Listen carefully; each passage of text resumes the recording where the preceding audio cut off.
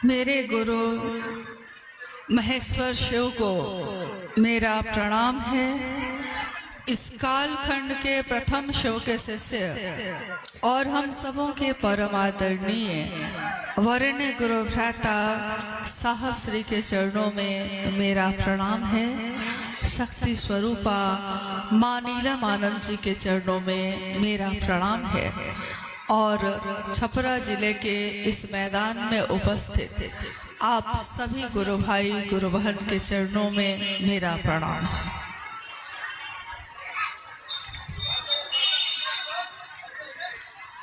हम सबों का सौभाग्य है, परम सौभाग्य, कि अपने गुरु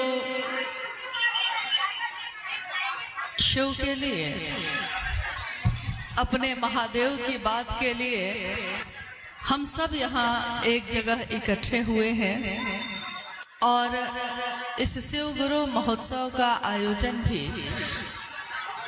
इसी निमित्त हुआ है कि हमने और आपने सबने शिव को अपना गुरु बनाया है और बरसों से इस रास्ते पे चल रहे हैं।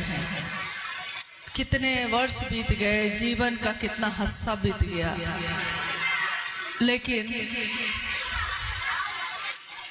आज भी उस रास्ते पे लगातार चल रहे हैं जिसकी मंजिल है भगवान शिव स्वयं।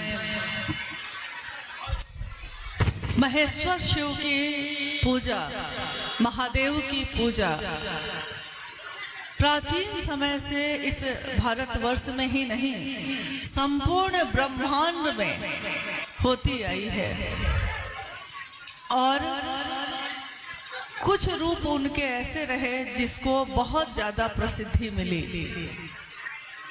लेकिन ये रूप सारे दानदाता के थे। दान यानी जिनसे हम मांग सकते हैं। दुनिया में रहने वाले लोग हैं तो दुनिया की चीज ही मांगेंगे, जगत में रहने वाले लोग जगत की चीज ही मांगते हैं। तो महादेव के जिस भी रूप से हम जुड़े, अगर ईश्वरों के ईश्वर महेश्वर से जुड़े तो भी अपने लिए ही मांगा, काल से परे की सत्ता महाकाल से जुड़े तब भी अपने लिए ही मांगा और उमा के पति के रूप में पूजित हुए तब भी अपना ही सौभाग्य, अपने ही सौभाग्यवती होने का वरदान मांगा। चिता का भस्म लपेटे निहंगी शमशानी कपाली और कपालिकों के भी ईश्वर कपालेश्वर से जब मिले तब भी मोक्ष और मुक्ति ही मांगी, लेकिन न जाने क्यों लोगों ने ज्ञान नहीं मांगा। तो उनका ज्ञान दाता स्वरूप जिससे लोग, जन सामान्य के लोग अनजाने कारण है नहीं जुड़ पाए।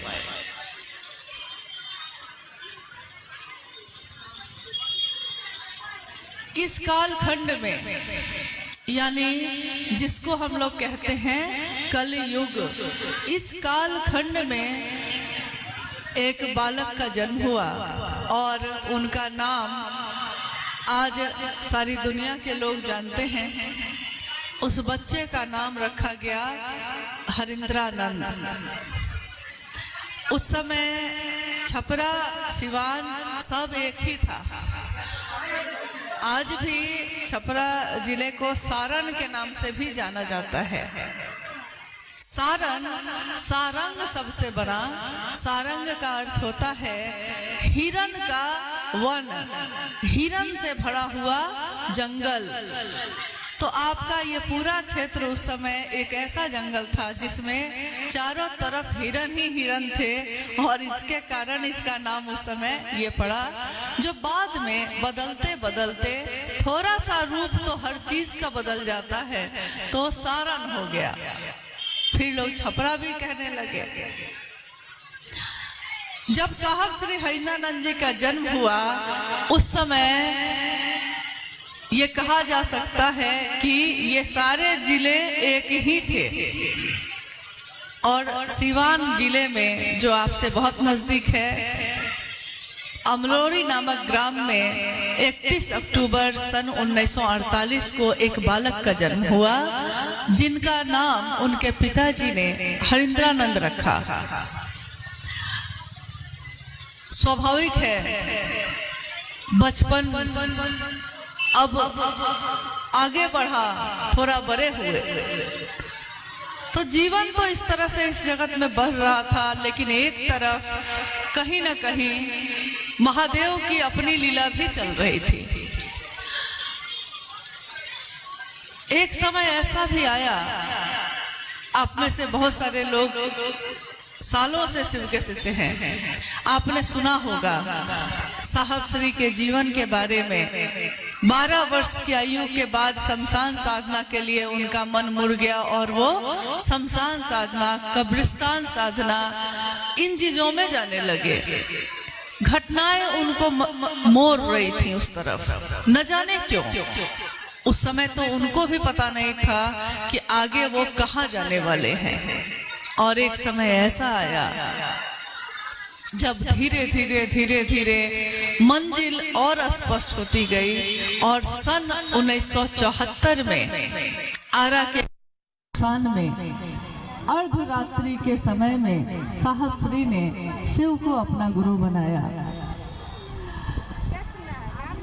शिव का गुरु स्वरूप और उनके गुरु स्वरूप की ऊर्जा का संचरण एक मानव का तन, ये इतनी अद्भुत बात है, शायद आपने इस पे कभी सोचा हो या नहीं सोचा हो।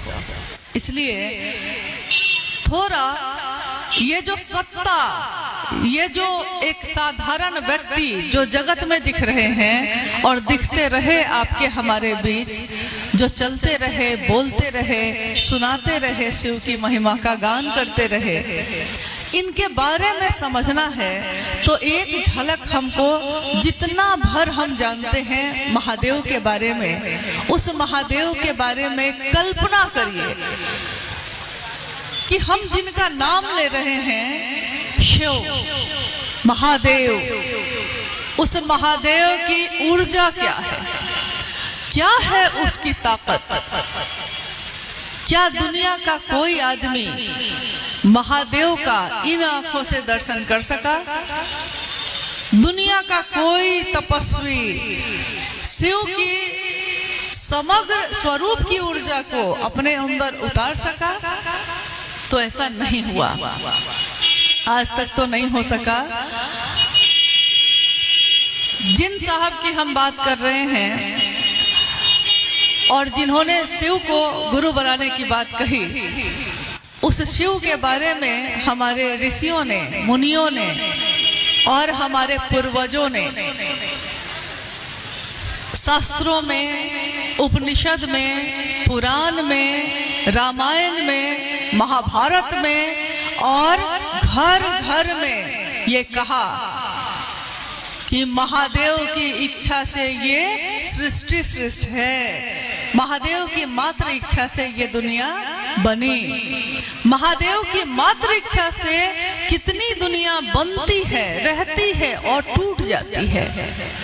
शिव की एक इच्छा का प्रतिफल है ये पूरी दुनिया।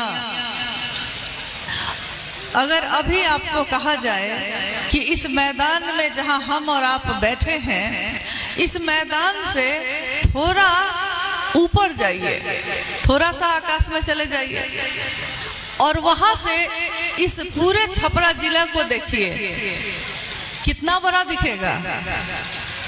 यहाँ हम खड़े हैं तो चारों तरफ की हर चीज हमको दिख रही है। उधर कॉलेज है, उधर बिल्डिंग है, इधर मैदान है, इधर पंडाल है, इधर लोग हैं, सब कुछ दिख रहा है।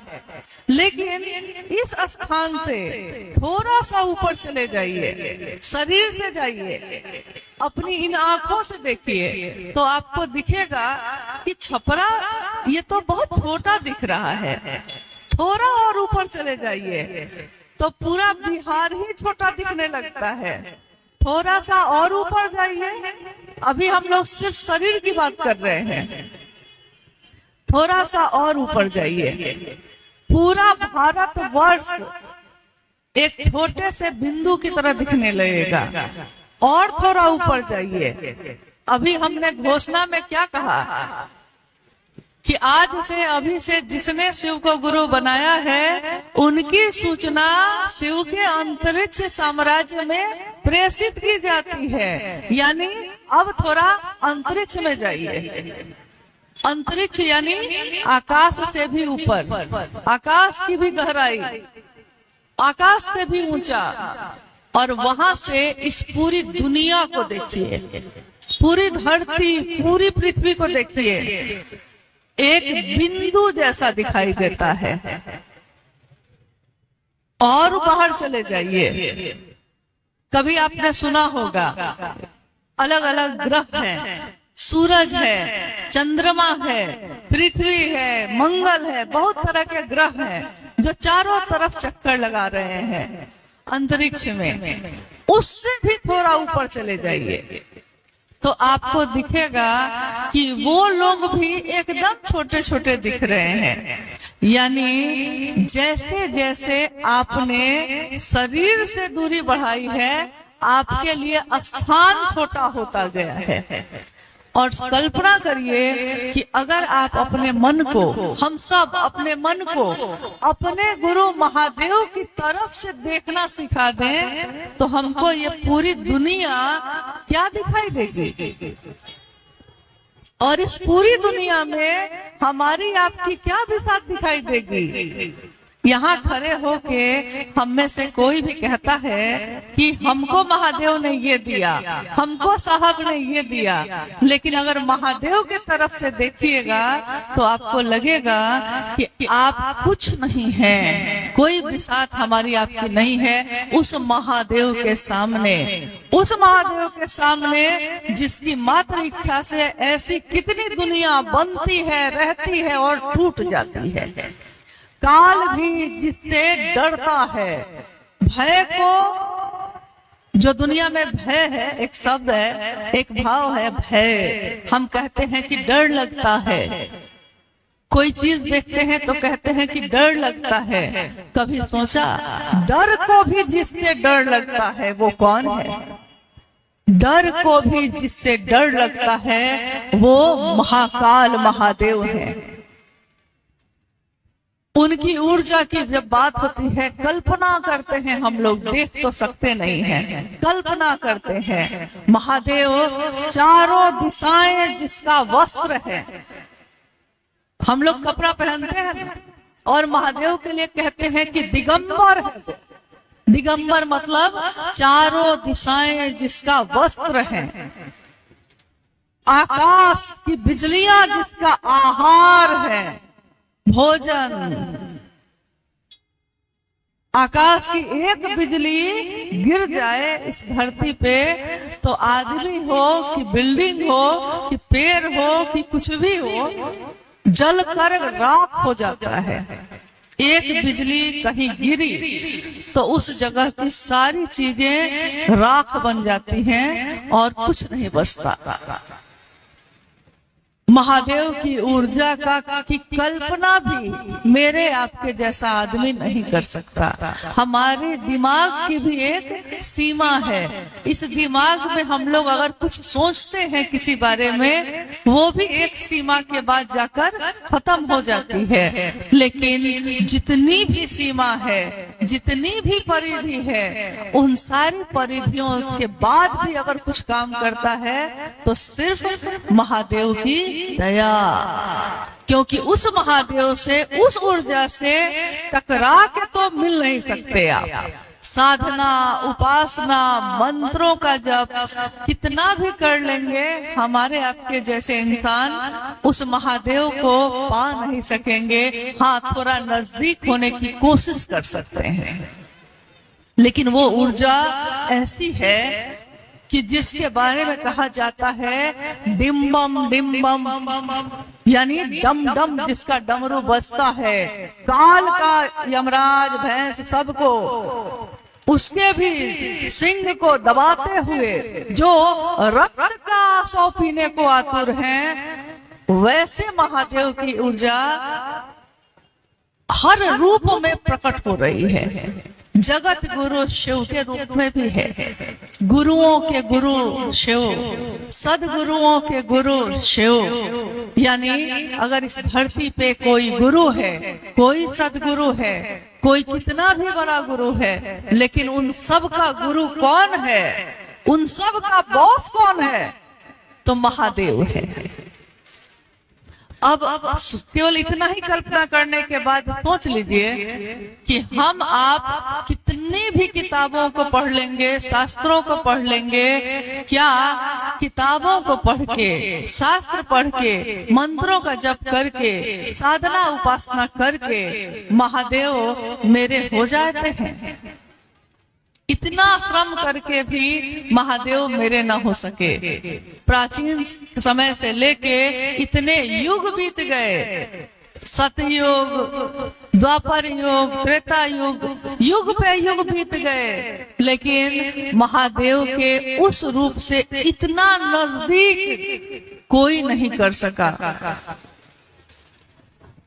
तो मात्र ये एक कल्पना है। तब तो ये सोचकर, ये सुनकर ही हमको भय लगता है कि महादेव की बात हम और आप कर रहे हैं। हम लोग कितने हल्के ढंग से ये बात करते हैं। हम लोग इस तरह महादेव की बात करते हैं कि जैसे महादेव का कोई मतलब ही नहीं आपके लिए।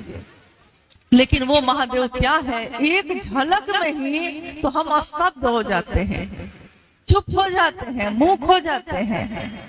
और वो महादेव गुरु के रूप में हमारे आपके गुरु हुए। अब आज भी जितने लोग हम लोग यहाँ बैठे हैं और सारे लोग अपने अपने जगह पे खूब महादेव की बात करते होंगे, आपकी बात सुनकर कोई महादेव के तरफ चलने लगता होगा। ये ऊर्जा जो हम तक और आप तक पहुंची है, ये किसके माध्यम से पहुंची?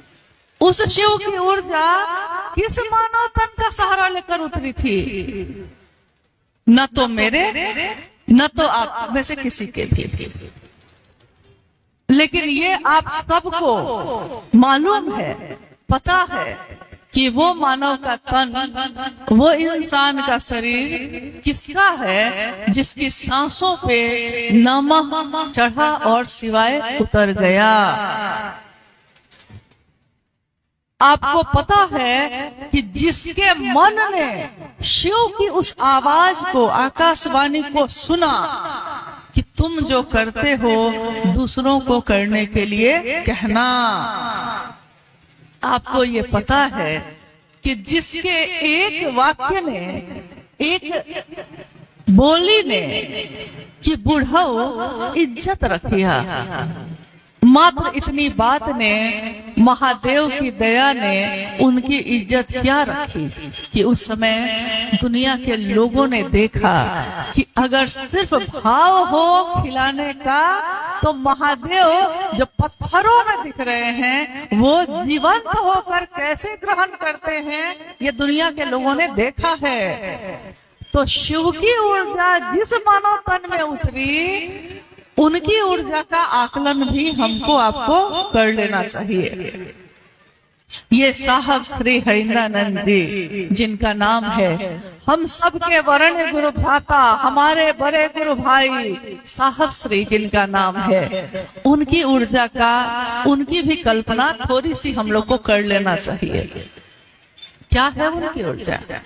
दिखने में तो बड़े साधारण रहे, दिखने में तो धोती और गंजी और शर्ट पहन के रहे। आप भी पान खाते हैं, वो भी पान खाते रहे। आप भी रोज उठते हैं, रोज सोते हैं, वो भी ऐसा ही दिखते रहे। आप भी बोलते हैं, हम भी बोलते हैं।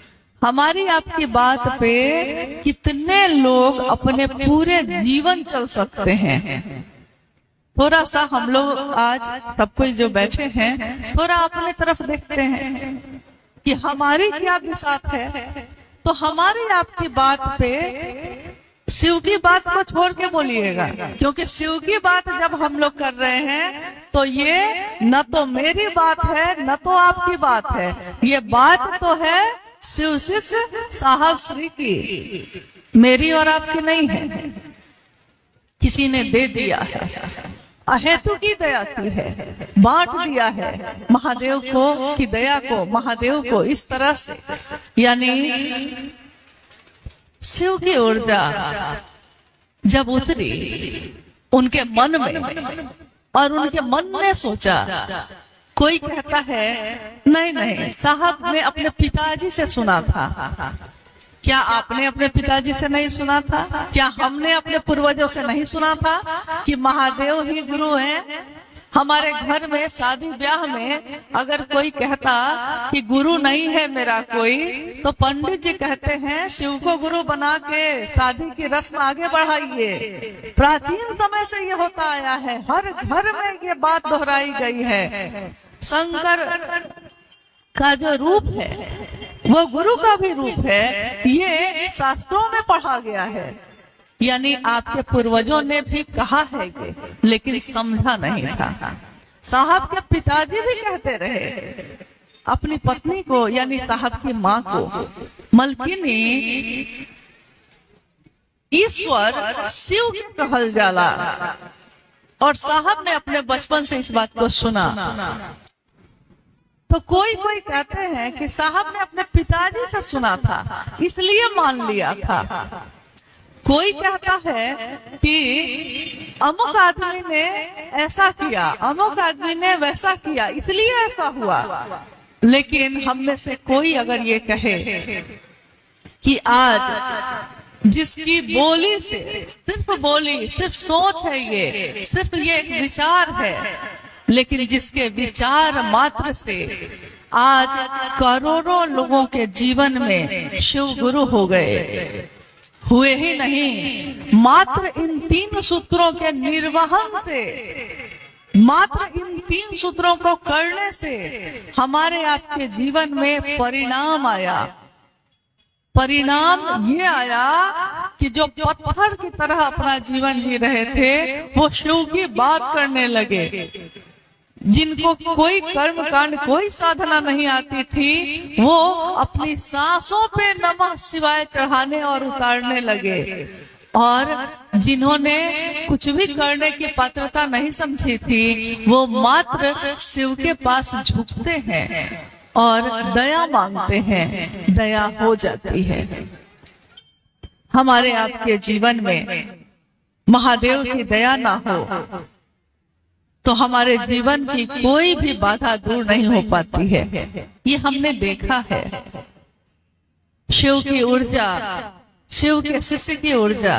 तो कल्पना कीजिए कि उन साहब के जीवन की घटना को जब उठाइएगा और पढ़िएगा या किसी से सुनिएगा तो आपको पता चलेगा कि जो उन्होंने सोचा सो हो गया, जो उन्होंने कहा सो हो गया, जो उन्होंने चाहा सो हो गया। कमरे में बंद एक जगह 2-4 लोगों के साथ बैठकर जिस बात को उन्होंने कहा, 24 घंटे के अंदर दुनिया के हर शिव शिष्य के पास पहुंच गया कि हाँ साहब ने ऐसा कहा है। इस विचार में कितनी ताकत है, कितनी ऊर्जा है।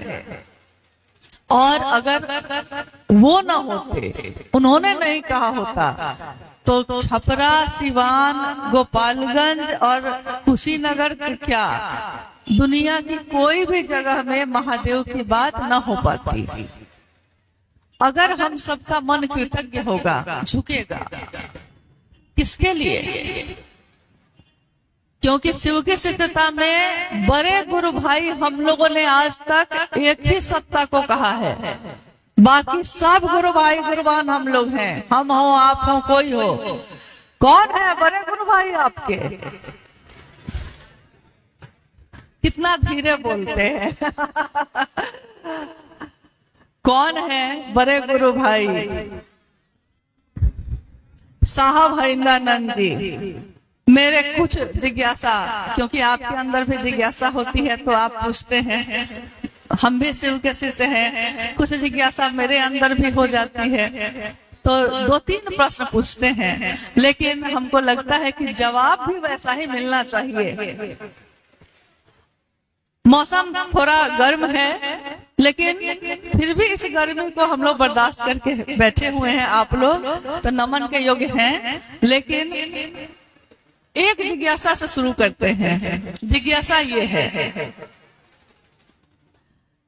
शिव के शिष्य इस कालखंड के, हम लोग बोलते हैं ना इस कालखंड के, यानी इस काल से पहले भी शिव के शिष्य हुए।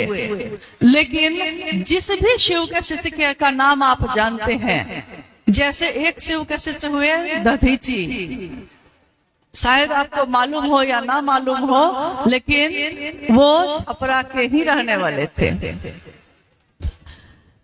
तो शिव के शिष्य पहले भी हुए। इस कालखंड में प्रथम शिव के शिष्य हुए कौन हुआ? साहब श्री। हाँ, आवाज में दम है। साहब श्री चाहते खुद गुरु बन जाते, चाहते तो बन सकते थे कि नहीं। और अगर वो कहते कि मैं गुरु हूं तो हम लोग सारे लोग मान लेते कि नहीं मानते। लेकिन शिव के शिष्य साहब श्री हरिनानंद जी ने कहा है, शिव ही तुम्हारा गुरु है, तुम्हारी गति है, तुम्हारा गंतव्य है। यानी चलने वाले भी, रास्ता भी, मंजिल भी और आपके गुरु भी। शिव के शिष्य ने कहा। यहाँ गुरु कौन है? एक ही है ना। गुरु कौन है? महादेव। और बाकी कौन है? शिव के शिष्य। गुरु एक है, हम सब शिष्य हैं और सभी शिष्यों में एक समान ऊर्जा चल रही है, संचरित है। लेकिन किसके कारण है? मतलब कहा जाएगा कि यहाँ ट्रांसफार्मर एक ही है। बिजली पैदा हुई है नदी में, लेकिन उस बिजली की ताकत को संभालने का और मोटे पतले सभी तार में प्रवाहित करने की ताकत एक ही जगह पे है। किसमें? साहब श्री हरिनानंद जी में, और किसी में नहीं है। 3 सूत्र। साहब ने शिव को गुरु बनाया तो 3 सूत्र थे। साहब ने शिव को गुरु बनाया था सन 1974 में, तो 3 सूत्र था उस समय? नहीं था। लेकिन अगर यहाँ रास्ता बना हुआ नहीं हो और आज आप इस रास्ते पे चल रहे हैं और आप पूछते हैं कि ये रास्ता जब नहीं बना हुआ था तो यहाँ क्या था, लोग आपको बताते हैं कि चट्टान थी नुकीली, जो आपके पैरों को फाड़ देती थी, आपके पैरों में छाले बन के चुभती थी। लेकिन किसी ने इस कंटीले रास्तों को अपने द्वारा, अपने अथक परिश्रम के द्वारा साहब और दीदी के जीवन की आहुति देकर इस कटीले रास्ते को फूलों से भर दिया है। तो शिव की शिष्यता में शिव गुरु आज इस कालखंड में नहीं हुए। शिव तो आदि गुरु हैं, यानी दुनिया बनी तो शिव गुरु थे ही, दुनिया के लोग भी थे, लेकिन शिव तक पहुंचने का कोई रास्ता बना हुआ हर आदमी के लिए नहीं था। तो शिव की शिष्यता का राजमार्ग किसने बनाया? अपने जीवन की आहुति दी है उन्होंने। मां नीलम आनंद के रातों की नींद और दिन का चैन इसमें लगा हुआ है, इस रास्ते में। तब कहीं ये रास्ता आज हमारे आपके लिए फूलों से भरा हुआ है। अगर ऐसा ना होता तो हम उस महादेव तक पहुंचते कैसे? गुरु थे, शिष्य के रूप में इंसान थे, लेकिन उस शिव का गुरु कैसे बना जाता है, ये तरीका किसने बताया है? ये तरीका आज तक किसी शास्त्र में नहीं था, किसी किताब में नहीं, कोई बताने वाला नहीं, कोई गुरु के रूप में ये नहीं बता रहा है कि तुम खुद जुड़ सकते हो। हर आदमी गुरु तो था, लेकिन उसने कहा कि मैं तुमको पहुंचाऊंगा, तुम नहीं पहुंच सकते। लेकिन साहब हरिंद्रानंद जी ने कहा कि आप खुद पहुंच सकते हैं, मैं सिर्फ रास्ता बता रहा हूं। जो गया है उस रास्ते पे वही रास्ता बता सकता है आपको। और आज तक हमारे आपकी दृष्टि में अगर कोई शिव का शिष्य ऐसा है जो शिव तक पहुंचाने का जिम्मा लेता है तो वो कौन है? साहब हैं। अब 3 सूत्रों का निरूपण किया उन्होंने। पहला सूत्र, मन ही मन उस शिव से दया मांगिए कि हे शिव आप मेरे गुरु हैं, मैं आपका शिष्य हूँ, मुझ शिष्य पर दया कर दीजिए। ये पहला सूत्र। देने वाले कौन? साहब। दूसरा सूत्र, शिव की चर्चा करना, शिव की बात करना। लेकिन याद रखना कि शिव की बात करते समय स्वयं और समूह दोनों शिव भाव से भर जाए, ऐसी बात कहना। अपनी बात मत सुनाने लगना। ये साहब की बात सुनाने की बात कही गई है। किसी ने नहीं कहा कि अपनी डफली अपना राग सुनाना। डफली भी उन्हीं की, बजाते भी वही है और राग भी उन्हीं का होता है। वो दिखते चाहे हम और आप हैं, लेकिन ये आवाज उन्हीं की, ये सोच उन्हीं की, ये संदेश भी उन्हीं का है। और वो भी एक ही नाम पे जाके हम ठहर जाते हैं। ये है साहब श्री। तीसरा सूत्र सबसे पहले आया उनके जीवन में। नमः सांसों पे चढ़ा और शिवाय उतर गया। नमः शिवाय शिव का प्राण मंत्र है ये। क्या पता आपने कभी किसी से सुना भी है कि नहीं कि नमः शिवाय का मतलब होता क्या है? क्योंकि होता क्या है कि बच्चा जो होता है ना, जैसे अभी थोड़ी देर पहले अचानक जनरेटर का कोई तार कहीं से टूट गया तो थोड़ी देर के लिए आवाज खत्म हो गई ना। जनरेटर से तार टूट गया है आपका मतलब कि तार जहाँ टूटेगा ना तो न माइक काम आएगा, न मंच काम आएगा, न लोग काम आएंगे। तार टूट गया है।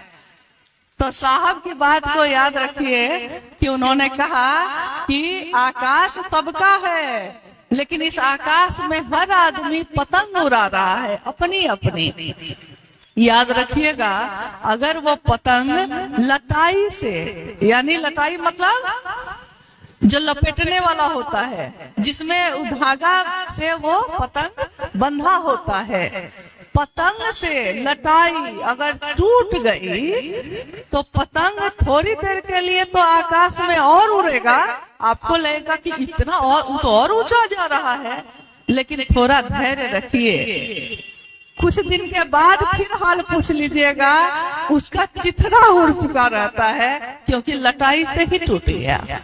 शिव की शिष्यता में साहब और दीदी के अलावा हमारे लिए वरेण्य गुरु भ्राता और दीदी, उनके सिवा और कोई नहीं है। बाकी हम लोग गुरु भाई गुरुवान हैं, मिलते रहेंगे।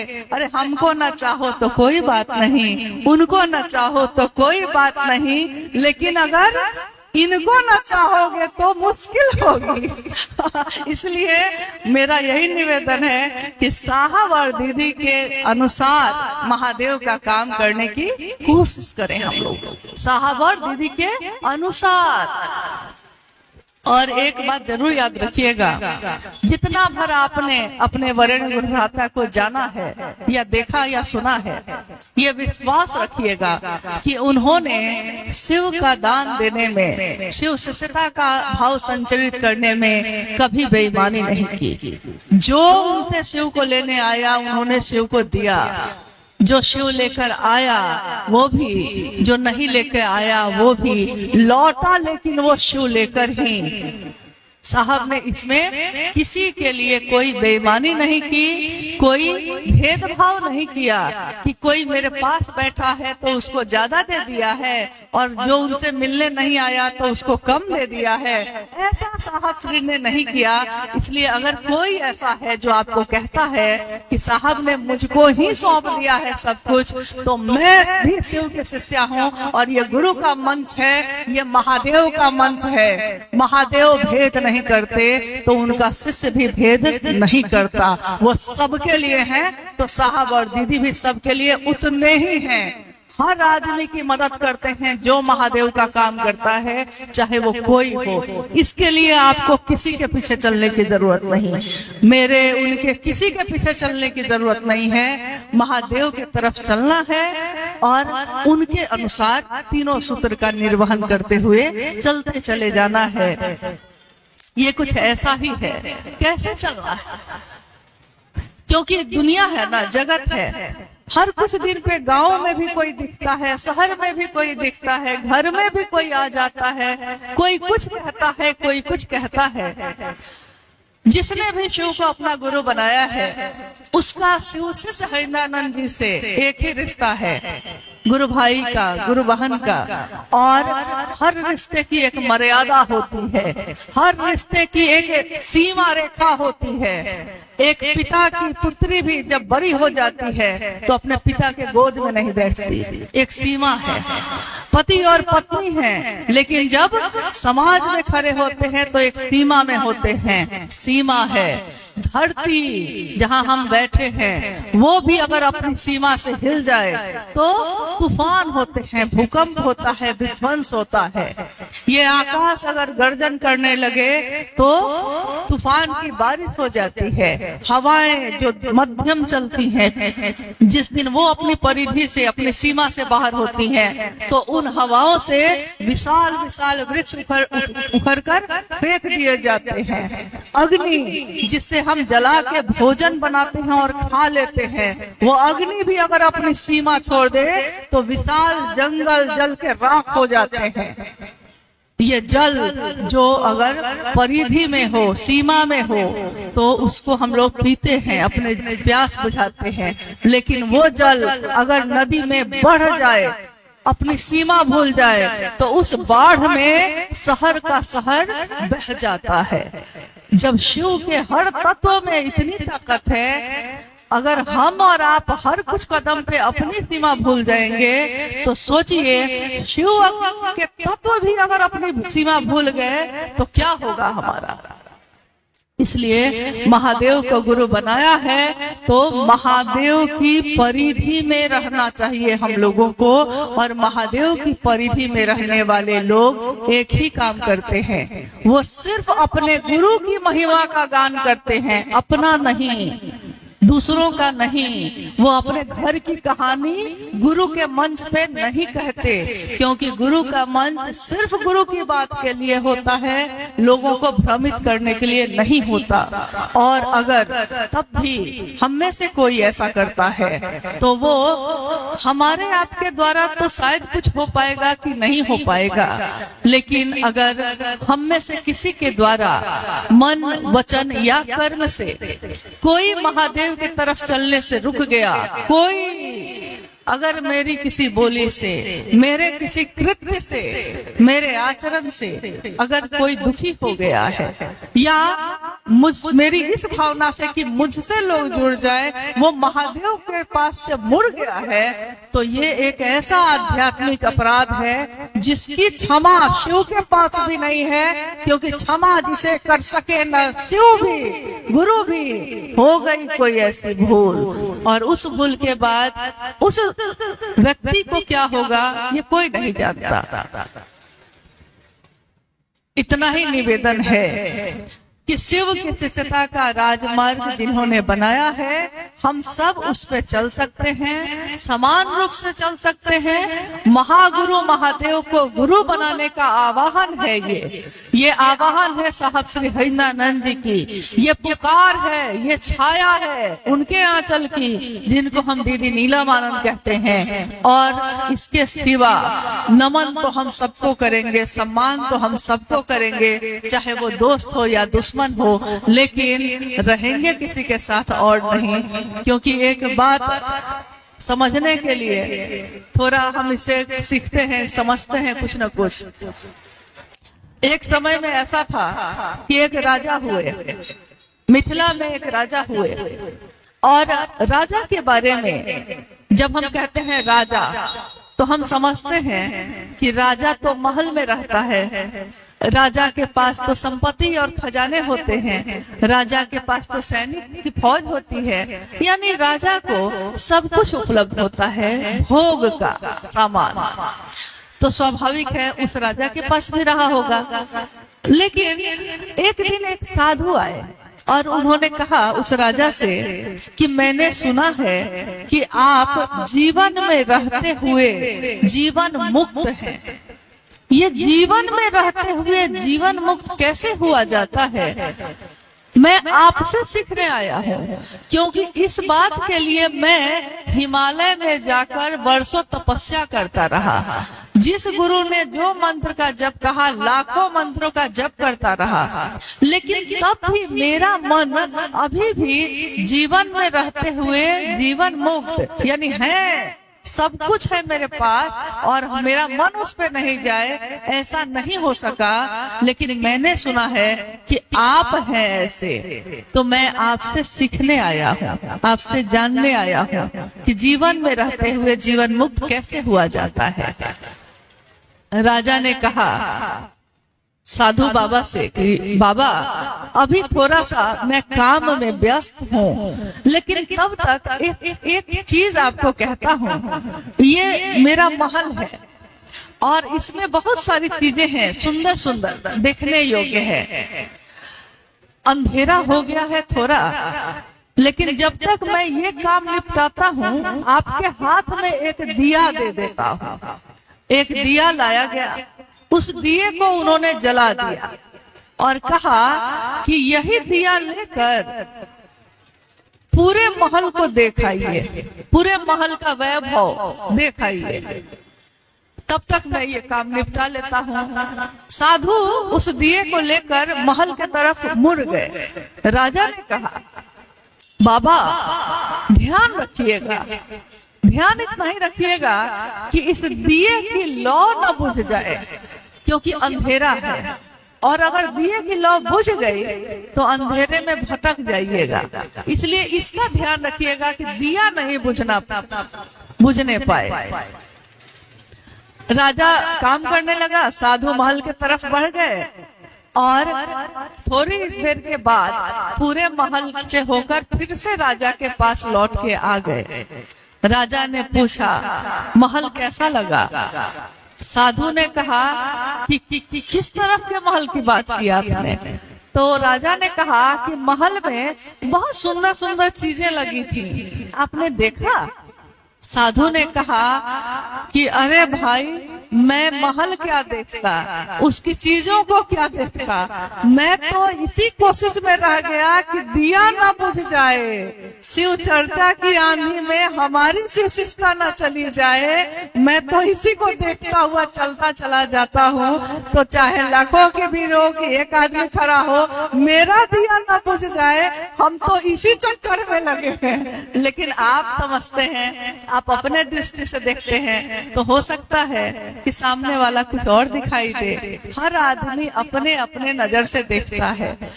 कोई कहता है क्या पता शिव चर्चा कोई कर रहा है तो उसकी क्या भावना है, कोई कहता है सम्मान के लिए कर रहा होगा, कोई कहता है पैसा के लिए कर रहा होगा, कोई कहता है कि क्षेत्र बनाने के लिए कर रहा होगा। लेकिन वो किस लिए कर रहा है एक बार उससे जाके पूछ तो लीजिए, कम से कम उसी से पूछिए जिससे शिकायत हो जाती है, उससे पूछ लीजिए कि भाई साहब आप किस लिए कर रहे हैं ये काम।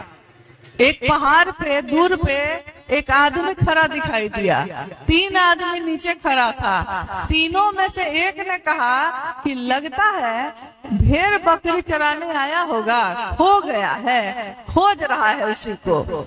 दूसरे ने कहा कि शायद इसके संगी साथी पीछे छूट गए होंगे, इसलिए रुक के प्रतीक्षा कर रहा होगा। तीसरे ने कहा हो सकता है घूमने आया होगा। फिर तीनों ने विचार किया कहा कि चलो ना थोड़ा सा और चढ़ के ऊपर चलते हैं, उसी से पूछते हैं। और जब चढ़ के ऊपर गया तो पूछा, तो उसने कहा कि भाई साहब, ना तो मेरा मित्र छूटा है पीछे, ना मैं घूमने आया हूँ, और ना मेरे पास भेड़ बकरी है। मैं तो यहाँ से गुजर रहा था तो सोचा कि कितना शांत है ये जगह, तो थोड़ी देर आंख बंद करके थोड़ा ईश्वर का ध्यान करने लगा हूँ, इसीलिए खुद की खोज में यहाँ खड़ा हूँ। अब देखिए, उसकी वास्तविकता यही थी, लेकिन आपने पूछा ही नहीं।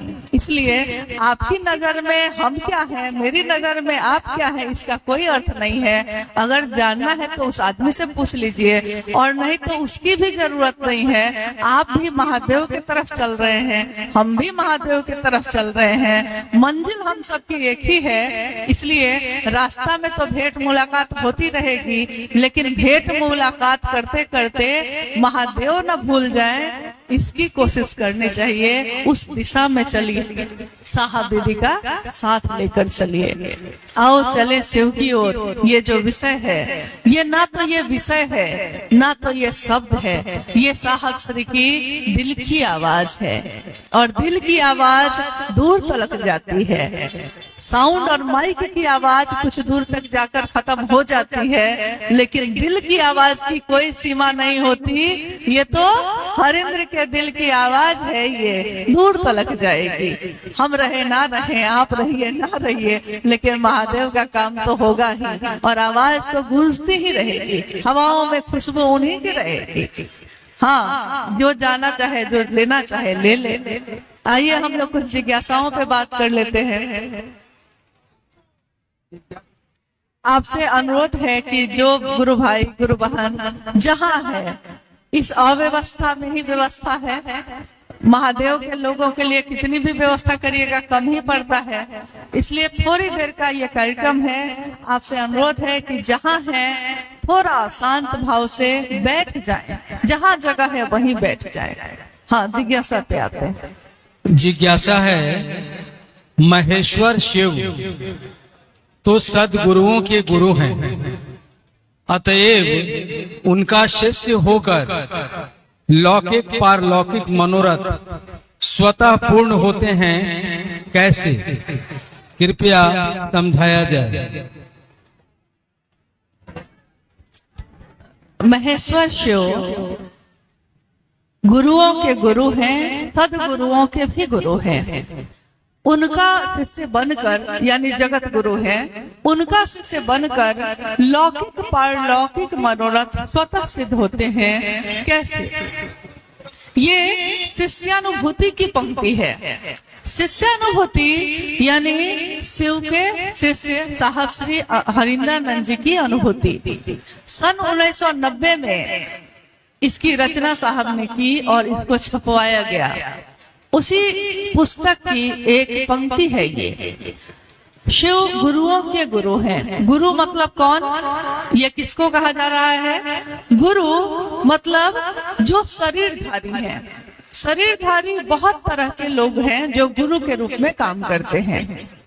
वो लौकिक जीवन में जो हमारे आसपास दिखते हैं, कोई तंत्र साधना सिखाता है, कोई अपने द्वारा दिए हुए मंत्रों का जप बताता है। आपने सुना होगा कभी कभी कि कोई कहता है कि अमुक आदमी को मैंने गुरु बनाया है, तो आप पूछते हैं कि मंत्र क्या दिए हैं, तो वो कहता है कि नहीं, गुरुजी ने कहा है कि मंत्र तुम्हारे कान में दिए हैं, सिर्फ तुम्हारे लिए है, किसी और को नहीं बताना, इसलिए नहीं बता सकते हैं। यानी एक सीमा तक गुरु के रूप में कोई ना कोई काम करता है। सदगुरु यानी ऐसा जो इंसान है, मानव तन में है, लेकिन वो अपनी दया से आपको शिव तक पहुंचा सकता है। तो यहाँ थोड़ा सा हम लोग को लगता है कि महादेव के बारे में भी कहा जा रहा है कि दया से पहुंचा सकते हैं, और सदगुरु के बारे में भी कहा जा रहा है यहाँ जगत गुरु और सदगुरु में अंतर ये है कि सदगुरु मात्र अपनी दया से बना सकते हैं, लेकिन एक बंधन होगा ही होगा। कोई पसंद कोई नापसंद होगी ही होगी। हो सकता है वो कहेंगे कि ब्रह्मचारी बन के आओ, हो सकता है वो कहे कि मांसाहार और प्याज लहसुन छोड़ के आओ, हो सकता है वो कहे कि इस जाति या इस धर्म के हो तब आओगे, तब बनाएंगे शिष्य। यानी कोई ना कोई शर्त, कोई ना कोई नियम। जैसे ही हम कहते हैं जगत गुरु शिव, तो जगत गुरु शिव का अर्थ होता है जहां अब कोई नियम नहीं, कोई बंधन नहीं। यानी निविड़ अंधकार में परी हुई चेतना भी, गहरे अंधेरे में पड़ा हुआ मन भी अगर शिव को पुकारता है, महादेव उसको रोशनी में, उजाले में ले आते हैं। जगत गुरु शिव। अब आपका अगला जो भाग है इस जिज्ञासा का, वो ये है कि जगत गुरु शिव का शिष्य बनकर लौकिक और पारलौकिक मनोरथ स्वतः सिद्ध होते हैं। लौकिक मनोरथ मतलब हमारा जो घर और बार है, घर गृहस्थी है, तो लौकिक जीवन में हम लोग के मनोरथ यानी मनोकामना, मनोती काका होई, बोलिए क्या क्या हो सकता है। लौकिक मनोरथ में अच्छा घर मिले, बेटी का ब्याह अच्छे घर में हो, बेटा को नौकरी मिल जाए, पेट में दर्द है तो दर्द ठीक हो जाए, हे महादेव दया करिए कि दर्द ठीक हो जाए, हे महादेव दया कीजिए कि बारिश हो जाए, हे महादेव दया कीजिए कि घर बन जाए। यानी मांग रहे हैं महादेव से दया ही, लेकिन लौकिक मनोकामना के लिए। और कोई कहता है हे महादेव आप मेरे गुरु हो जाइए, हम आपके शिष्य हो जाए, बस इतनी दया कर दीजिए। ये मांग रहा है वो पारलौकिक मनोरथ उसके हैं। तो लौकिक भी पूरी करते हैं, पारलौकिक भी पूरी करते हैं। एक बार आपने सुना होगा, साहब ने पूछा कि आप सब बताइए मुझको कि क्या शिव को गुरु बनाने के बाद आपका जीवन सुंदर नहीं हुआ है? आप पहले से अच्छा पहनने लगे कि नहीं? आप पहले से अच्छा खाने लगे कि नहीं? आपका मन पहले से ज्यादा अच्छा सुंदर सोचने लगा कि नहीं? आपकी बोली पहले से ज्यादा अच्छी हो गई कि नहीं? साहब ने पूछा, सबने कहा कि हाँ। कभी सोचते थे क्या खाएंगे, आज महादेव की दया से सब कुछ है। हो सकता है उसने ये मांगा नहीं होगा, उसने मांगा होगा कि महादेव के शिष्य बन जाएं हम, लेकिन पारलौकिक मनोरथ पूरी करने में लौकिक कामनाएं भी महादेव पूरी कर देते हैं ताकि शिष्य उनकी तरफ आसानी से चल सके। दोनों मनोरथ पूरे हो भी जाए तो क्या आपका मन महादेव से मिल जाता है? क्या मनोरथ पूरी होने से महादेव से हम जुड़ जाते हैं? जुड़ने वाला नमक रोटी खा के भी जुड़ता है। प्रेम बदलता नहीं है, प्रेम किसी से हो जाए मन में ही पैदा होता है, विचार भी मन में ही पैदा होता है, भाव भी, और मन में ही पैदा होता है प्रेम भी। विचार टूट जाते हैं, सोचा अभी तुरंत जाएंगे, किसी ने कहा मत जाओ, टूट गया। अभी अभी सोचा था कि जाएंगे, लेकिन किसी ने कहा तो मान गए, यानी टूट गया। भाव, किसी को दोस्त बनाया है, ये दोस्ती का भाव है। किसी को भाई बनाया है, ये भाई का भाव है। कोई मेरा पिता है तो पुत्र का भाव है, पत्नी है तो पति का भाव है, पति है तो पत्नी का भाव है। भाव से रिश्ते बनते हैं, विचार से रिश्ता नहीं बनता, भाव से बनता है।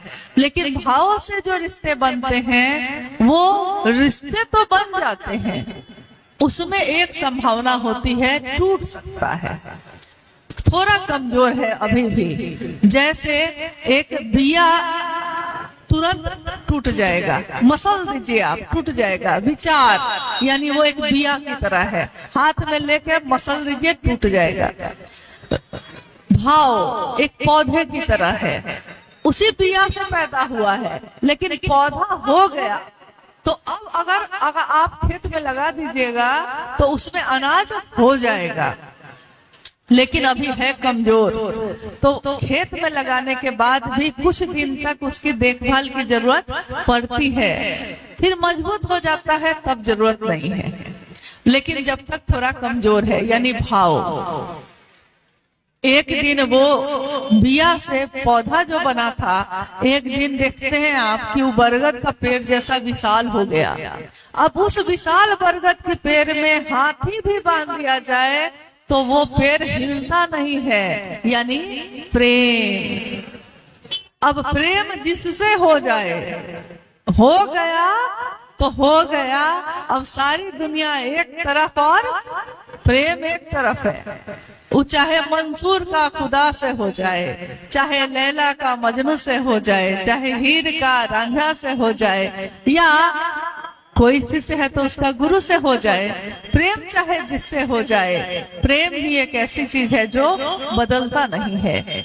महादेव को गुरु मानने के बाद साहब के जीवन में कितनी घटना हुई, कितने चीजों से उनको गुजरना पड़ा। हर जगह तो अच्छे ही लोग नहीं मिले, हर जगह तो सम्मान ही नहीं मिला, बहुत जगह अपमान भी मिला, बहुत जगह उपेक्षा भी मिली। किसी ने उनके साथ रह के भी महादेव की बात की और कुछ दिन के बाद अपना रास्ता अलग कर लिया, ऐसी चीजें भी मिली। लेकिन महादेव का शिष्य महादेव जैसा आचरण रखता है। महादेव ने विश्व कल्याण के लिए हलाहल का पान किया। हलाहल यानी जो मंथन हुआ ना, समुद्र मंथन जो हुआ, कहानी है ये। उस मंथन में हलाहल विष निकला। जब हलाहल निकलता है तो और कोई उपाय नहीं बचता, यानी एकमात्र विकल्प है एक ही, महादेव। तो सारे देवता और सारे राक्षस भी मिलकर महादेव के पास पहुंचे और उन्होंने कहा कि सारे लोगों की रक्षा के लिए ये विष तो आप ही को पीना पड़ेगा और कोई नहीं है। कहा गया, कहा कि मान सहित विष पी के शंभु भय क्या जगदीश। महादेव मान के साथ उस विष को भी पी गए। तो लोगों को तो बड़ा अच्छा लगा, क्योंकि उनको अपना जीवन बचाना था।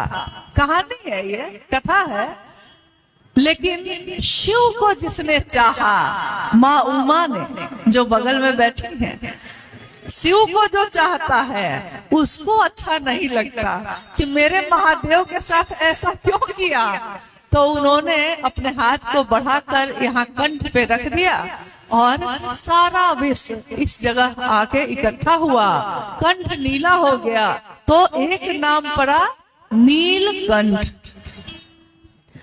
सारे लोग वहां इकट्ठा थे। कहानी है ना, ये कथा है।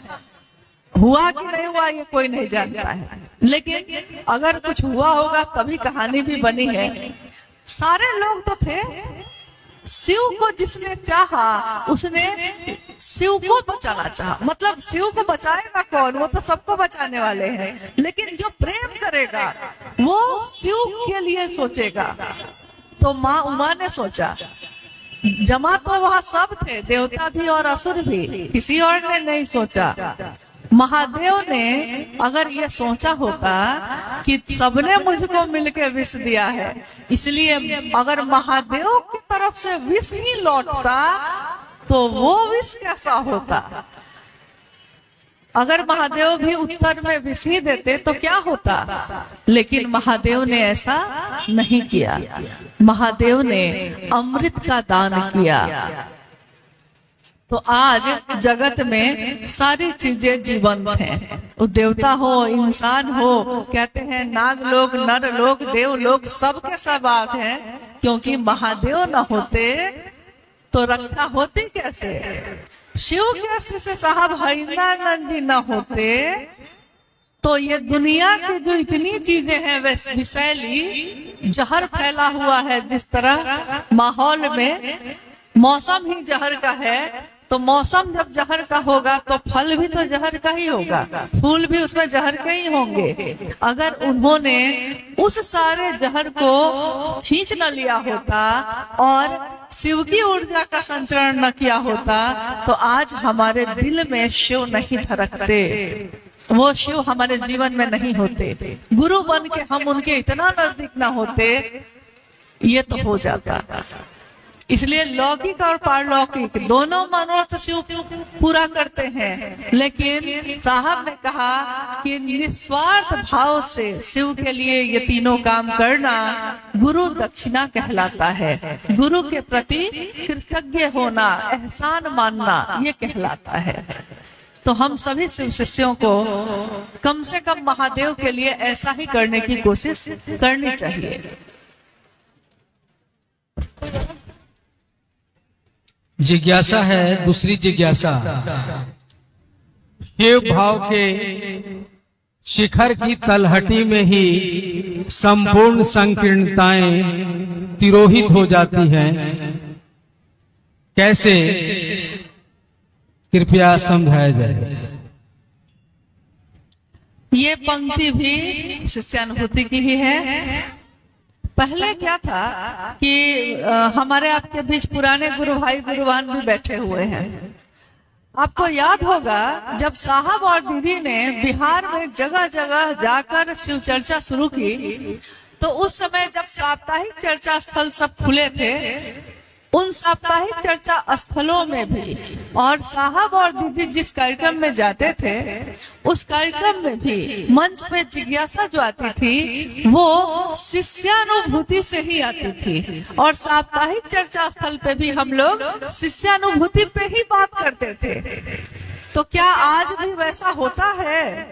साहब की बातों पे चर्चा हो रही है कि किसने कहा क्या गुल खिलाया है, इस पे बात हो रही है। तो महादेव की चर्चा के लिए इकट्ठा होते हैं हम लोग, तो उसमें बात भी महादेव की ही होनी चाहिए। तो ये शिष्यानुभूति की पंक्ति है जो अभी भाई सोमेंद्र जी ने पढ़ा है कि शिव भाव के शिखर की तलहटी में ही समस्त संकीर्णताएं तिरोहित हो जाती हैं। शिव के भाव को, शिव भाव यानी गुरु का भाव, और इधर से शिष्य का भाव। शिव का भाव मान लीजिए वो एक पर्वत है, एक पहाड़ है, पहाड़ पे चढ़ना है, ऊंचाई पे तो चढ़ना पड़ता है, झुकना पड़ता है। उस पहाड़ की चोटी यानी शिखर पे शिव बैठे हैं और हम सब चल रहे हैं। कोई उधर से चल रहा है, कोई इधर से चल रहा है, पहाड़ है, कोई किसी भी तरफ से चल रहा है, लेकिन जाना सबको उस शिखर पे महादेव के पास ही है। अभी यहाँ गर्मी हो गई, फरवरी का शुरुआत महीना है, लेकिन गर्मी हो गई।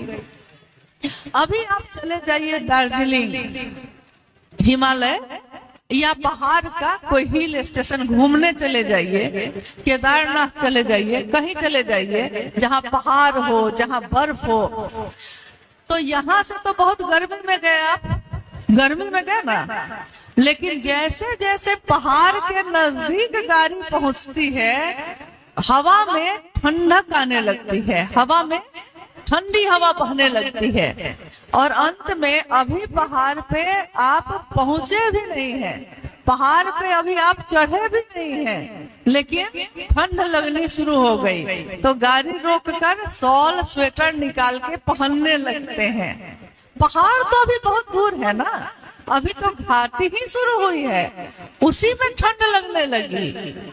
यानी शिव भाव का शिखर, अगर महादेव की तरफ हम लोग चलेंगे तो हमारे मन की संकीर्णता धीरे धीरे खुद ही तिरोहित यानी खत्म होने लगती है। जैसे कपूर, कपूर जिससे पूजा करते हैं, कपूर को कहीं रख दीजिए और देखिएगा कुछ समय के बाद कपूर अब वहां है ही नहीं, वो अपने आप धीरे धीरे हवा में घुल जाता है। तो आप कहते हैं तिरोहित हो जाना, हवा में घुल जाना, उड़ जाना अपने आप।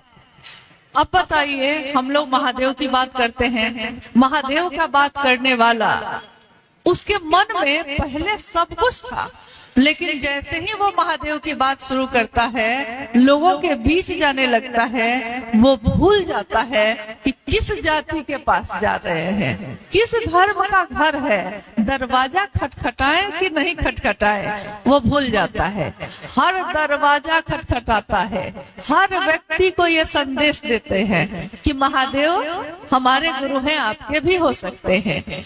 यहाँ जाति भूल गए, एक साथ जत्था का जत्था, गुरु भाई गुरु बहन इस जगह से उस जगह जाते हैं, महादेव के नाम की घोषणा करने, शिव शिष्य बनने की घोषणा करने, और सब अपने घर से कोई रोटी, कोई अचार, कोई सब्जी, कोई पूरी, कोई लिट्टी लेके जाता है। थक जाता है, दोपहर में बैठता है और सब अपना अपना पोटली खोलते हैं।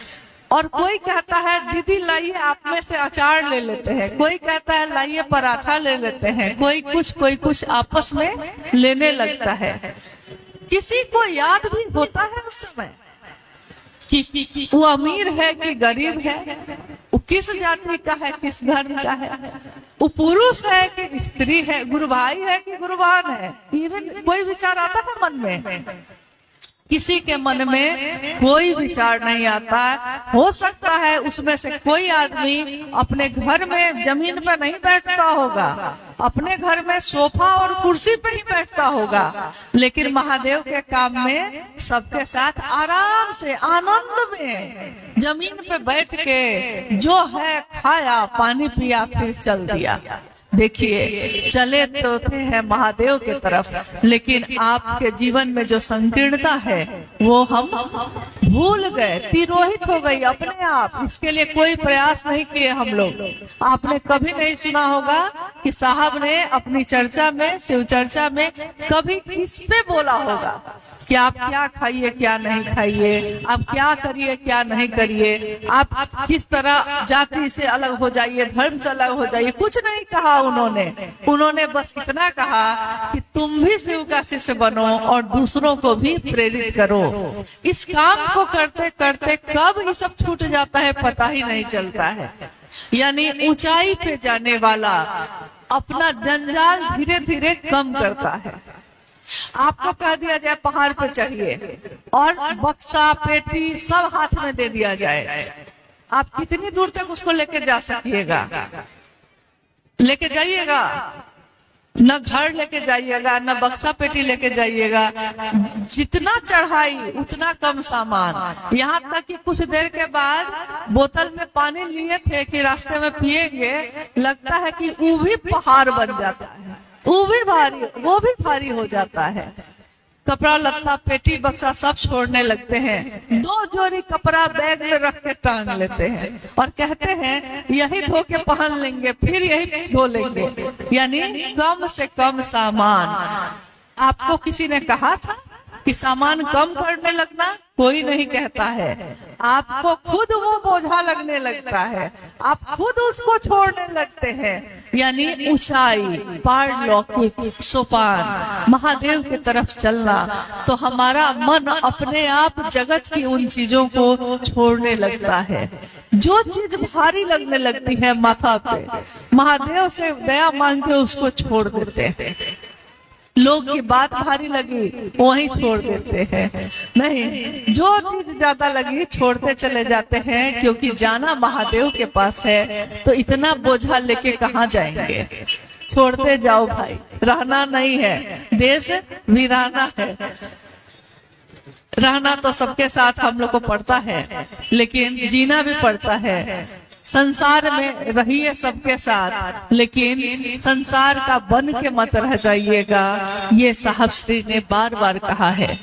चलिए सबके साथ, दिखिए सबके साथ, लेकिन बन के रहिए एक ही जगह पे। अभी आज इतनी देर से महादेव की बात हो रही है और थोड़ी देर में हम भी अपने घर को जाएंगे, आप भी अपने घर को जाएंगे। लेकिन बताइए कि सबके साथ रहते हुए भी हम ही लोग, इतने लोग बैठे हैं, कोई किसी भैया के साथ आया होगा, कोई किसी दीदी के साथ आया होगा, लेकिन सबकी अपनी यात्रा है।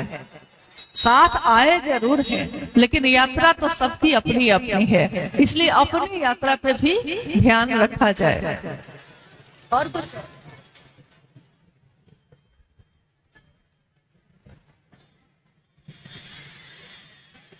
एक दो जिज्ञासा और है, आप थोड़ी देर रुकिए, क्योंकि इस जिज्ञासा का उत्तर जानना हम सबों के लिए आवश्यक है। जिज्ञासा है साधना, पूजा पाठ, भक्ति एवं आध्यात्मिक रहस्यों के केंद्र बिंदु गुरु होते हैं कैसे? कृपया समझाया जाए। क्या क्या बोले? साधना और वही सभी चीजों के रहस्य, जो भी, हाँ, साधना, उपासना, मंत्रों का जप, कोई भी कर्मकांड हो या लौकिक पारलौकिक आचरण हो, सबके रहस्य गुरु ही होते हैं। गुरु मिल जाए तो सारे रहस्य खुल जाते हैं, लेकिन अगर बारी बारी से रहस्यों को खोलने चलिएगा तो बहुत दिक्कत है। साधना यानी उसमें साधना पड़ता है, अपने आप को तपाना पड़ता है। कभी देखिएगा कोई साधु एक हाथ ऊपर करके 11 साल से बैठे हुए हैं, मतलब हठ योग, अपने आप को तपा रहे हैं। कोई जमीन के नीचे हो बैठा हुआ है, कोई 1 लाख मंत्र का जप कर रहा है, कोई 1.25 लाख रुद्राक्ष अपने माथे पे ही धारण कर लिया है। लेकिन इन वह चीजों से शिव नहीं मिलते। शिव तो मिलते हैं अंदर से जब तक जुड़ाव न होगा। और शिव का रहस्य तो एक ही है, शिव का कोई छिपा हुआ रहस्य नहीं है। आज तक आपने कभी नहीं सुना होगा शिव का कोई रहस्य है। गुरु हमारे शिव हैं, तो गुरु का भी कोई रहस्य नहीं होता। शिष्य जिस अवस्था में गुरु के पास आता है, गुरु उसके उसी उद्देश्य का परिमार्जन करके शिव से मिलाने की जिम्मेदारी वहन करते हैं। वो मनोकामना कुछ भी हो सकती है, लेकिन महादेव हमारी मनोकामना की पूर्ति करते हुए महादेव का आवेश पैदा करते हैं। ये तो मान लीजिए कि मंत्रों का जप, मंत्रों के जप पे जो बात की गई, नमः शिवाय एक मंत्र है। नमः शिवाय एक ऐसा मंत्र है जो शिव का प्राण मंत्र है, और शिव के प्राण मंत्र को हम सब शिव के शिष्य अजपा जप में या माला पे भी जप करते हैं तब भी इसका प्रयोग करते हैं। शिव शिष्यों के लिए सर्वोत्तम विधि मानी गई अजपा जप, लेकिन शिष्यता के भावांतरण के लिए कहा गया, यानी उसमें शिष्य का भाव आ जाए, शिष्य का के भाव में वो रूपांतरित हो जाए, इसके लिए करना है ये। अब बताइए, नमः शिवाय में चैतन्य किसका? जिसका मंत्र होगा उसी की ऊर्जा होगी, उसी का रहस्य होगा उसमें। नमः शिवाय शिव का प्राण मंत्र जब सांसों पे उतरा साहब श्री के, तो उन्होंने सा विधि यानी जो विधि उनको मिली उसी विधि को सबको बताया। सारे संसार के लोग इसी के माध्यम से शिव को प्रणाम कर सकते हैं। लेकिन अगर सिर्फ शब्द हो और उसमें भाव ना हो, कर्म कांड हो, माला लेके हम बैठ गए, प्रणाम कर रहे हैं महादेव को, हर दाना पे नमः शिवाय मन में बोल रहे हैं, लेकिन अंदर से भाव नहीं है, तो कहा जाता है कि वैसा व्यक्ति मंत्रविद हो सकता है लेकिन आत्मविद नहीं हो सकता। यानी आत्मा के तल पे जगा हुआ नहीं है, बाहर से मंत्रों का जप उसने कर लिया है। जैसे हमारे कभी कभी आंख में लोग कहते हैं पावर आ गया, तो डॉक्टर से आप दिखाते हैं, डॉक्टर कहते हैं कि चश्मा लगाइए, तो हम लोग चश्मा लगाते हैं, बहुत लोग चश्मा लगाए हुए हैं। चश्मा लगाने से अक्षर पढ़ने का जो ताकत है वो आपको मिल जाएगी, दृष्टि साफ हो जाएगी, लेकिन ज्ञान पाने की जो चाहत है वो चश्मा से नहीं आता है, वो तो आपके आंखों के अंदर से ही आएगा। मतलब आंखों में भी कहां से आएगा? अगर वो हृदय में ना हो, मन में ना हो, तो ज्ञान पाने की क्षमता अंदर से ही पैदा होती है। चश्मा लगाया हुआ बाहर से आपको स्पष्ट करता है। तो कोई शास्त्रों का अध्ययन, कोई साधना, कोई उपासना, कोई मंत्रों का जप हमारा बाहरी जो माहौल है उसको तो ठीक कर सकता है, लेकिन हमारे अंदर को नहीं कर सकता। शिव की शिष्यता न तो क्रांति है और न तो आंदोलन है, ये एक जागरण है, व्यक्ति का आत्मा के तल पे जाग जाना, जो है जैसा है अपने द्वारा खुद करना, जैसा हमको आता है, जितना भर हमको आता है, खुद उस महादेव के लिए करना, यानी शिष्यता का जागरण है। ये शिव को गुरु बनाना, शिव का शिष्य बनना, ये गुरु और शिष्य परंपरा में ये एकदम अद्भुत सी बात है कि गुरु शिव है और हमको कुछ भी आता नहीं।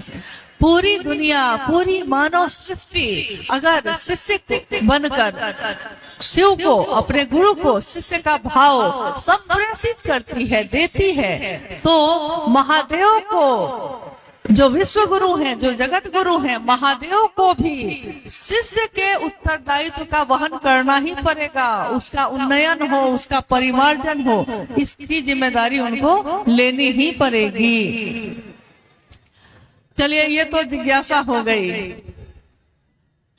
आप में से कोई गुरु भाई, गुरु बहन जो भी यहाँ हैं, उसमें से कोई ऐसे हैं जिन्होंने साहब की बातें तो सुनी होंगी, लेकिन उनके द्वारा एक पुस्तक लिखी गई है, आओ चले शिव की ओर।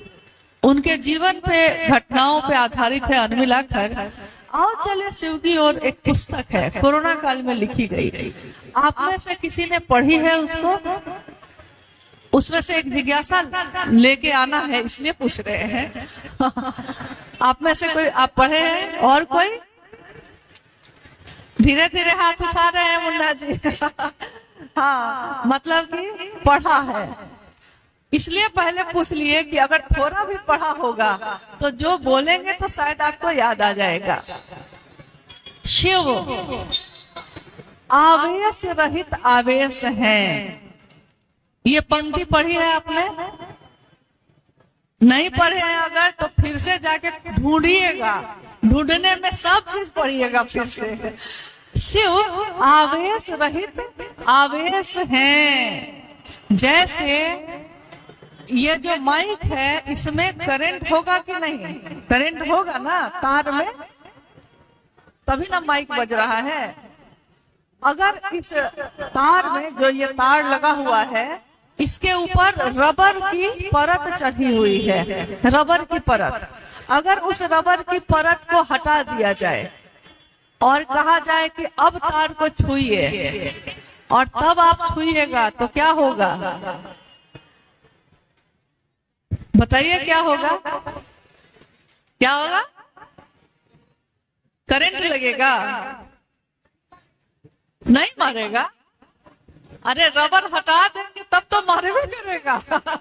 कभी हट के, कभी सट के मारेगा, लेकिन उस पे रबर की परत चढ़ी हुई है। तो कितना भी वोल्टेज है, कितना भी करंट है, कितनी भी ऊर्जा है, आपको उससे करंट नहीं लगेगा। आपका बच्चा उसके ऊपर कूद सकता है, आप हाथ में लेके उसको इधर से उधर घूम सकते हैं, तब तक जब तक उस पे परत चढ़ी हुई है। और कहीं अगर गलती से कभी कहीं कट जाता है और उस पे हाथ रख दीजिए तो क्या होता है?